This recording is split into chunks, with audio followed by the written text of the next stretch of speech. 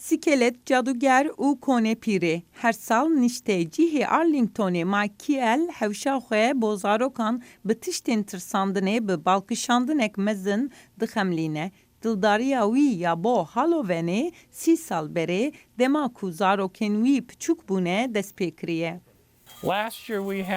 Dema em hatin vê malê gelek zarok li vê derê nebûn. Sala par 400 zarok hatin. Wiha bû ku polîsê herêmê hat û trafîk ji hatin û çûnê girtin. Êdî zarok hemû şevê dihatin û digeriyan.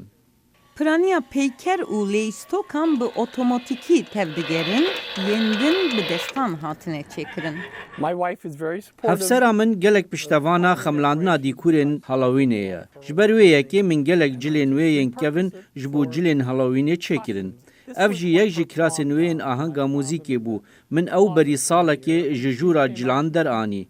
Ew hatî got ez bawer nakim ev cilên min wiha te afirandine. Hezkirinên taybet yên zarokan hene. Li ser darê pîrhevokek heye û ji zarokiya min û virive ew li wir e.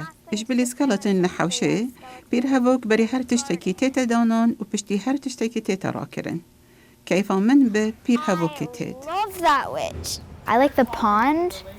Ez ji gulê hez dikim, tê de skelet hene. Pir xweş xweya dike. Bo Anastasia 5 salî ji Gürcistanê ev yekem Halloween'e ya li Amerîkayê. Kiel hewşa xwe nîşan dide. Ez şekir dixwazim. Ez ê bibim caduger.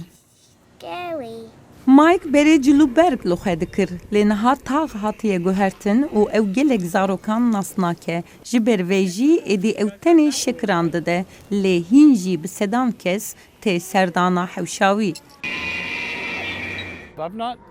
Ez bi rastî tu carî rûpirûyê pirsgirêkeke tund û tîjiyê an jî mirovên serxweş an ku tiştek din nehatime. Ew civakê gelek baş e û mirov jî bi rengî baş in. Ji ber ku mirov hez dikin ku demek baş derbas bikin. Ji ber vê yekê ji Amerîka û Halloweenê hez dikim.